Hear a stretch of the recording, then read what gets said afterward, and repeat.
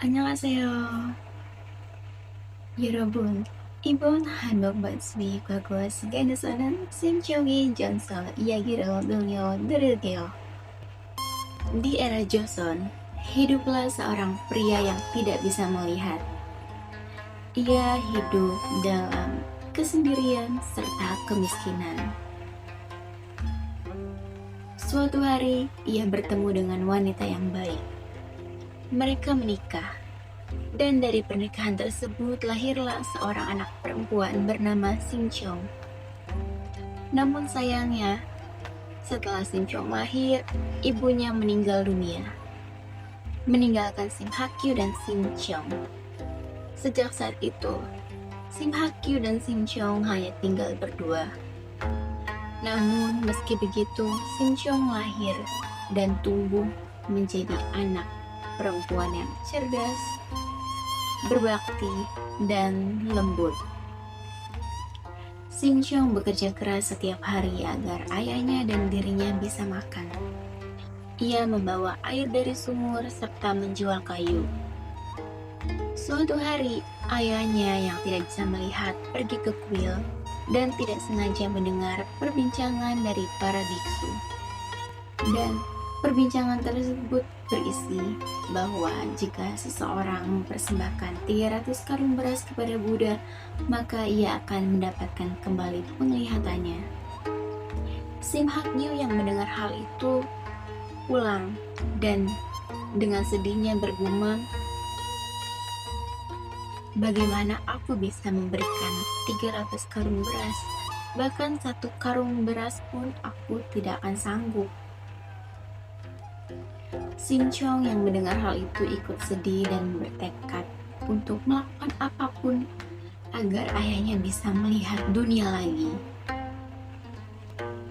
Beberapa hari kemudian, datanglah sekelompok pedagang dan pelaut dari Tiongkok ke desa itu. Mereka mencari gadis perawan untuk dijadikan persembahan kepada Raja Laut. Hal itu guna untuk memperlancar pelayaran mereka, dan sebagai imbalan mereka akan memberikan 300 karung beras kepada kuil. Si Sinchong yang menyadari hal ini, ia langsung bertekad untuk segera menemui sekelompok pedagang itu tanpa memberitahu ayahnya.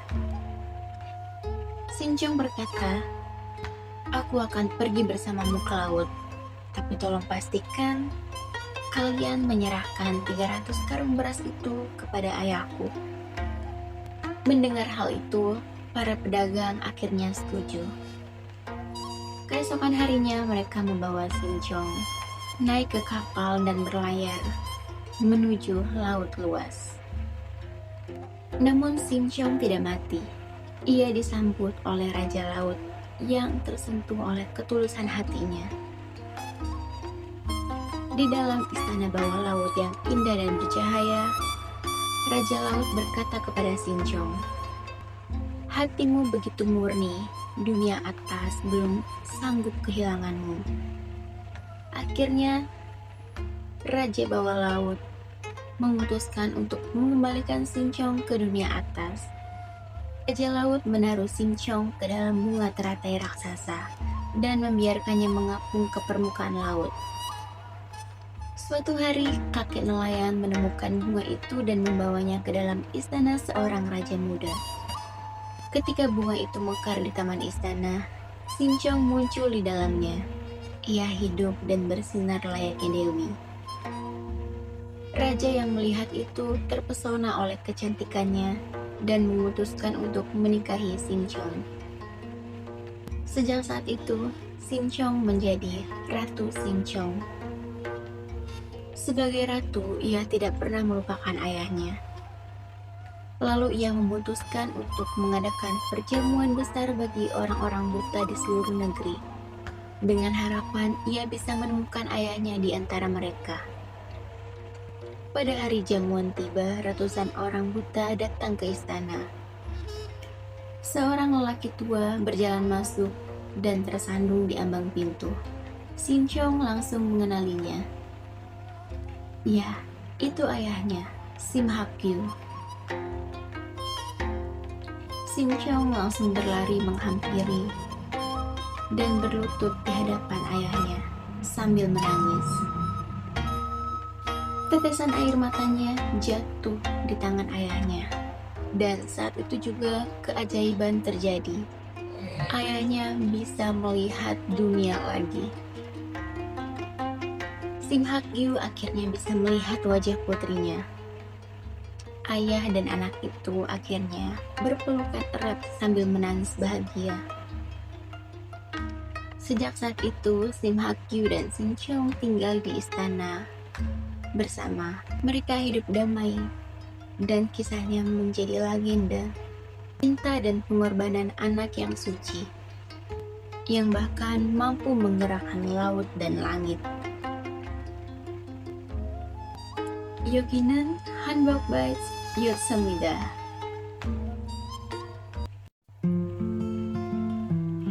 Cikgu, for your information, kalau misalnya kamu bertanya-tanya kenapa Sim Hak Gyu masih bisa tidak melihat, padahal Sim Chong sudah mengorbankan dirinya kepada Raja Laut. Kan harusnya Sim Hak Gyu sudah dapat 300 karung beras yang akan nanti dipersembahkan kepada Buddha. Tapi ternyata Cinggu, Sim Hak Gyu hanya dapat setengah karung beras. Jadi 100, mungkin sekitar misalnya 150 karung beras aja yang Sim Hak Gyu dapatkan. Jadi Sim Hak Gyu belum bisa melihat meskipun Sim Chong sudah mengorbankan ke Raja Laut. Oleh karena itu ketika Sim Chong mengadakan perjamuan besar untuk orang-orang buta, Sim Hak Gyu datang karena masih buta, dan akhirnya keajaiban itu terjadi ketika tangan Sim Hak Gyu kena air mata dari Sim Chong. Lalu Sim Hak Gyu bisa melihat lagi.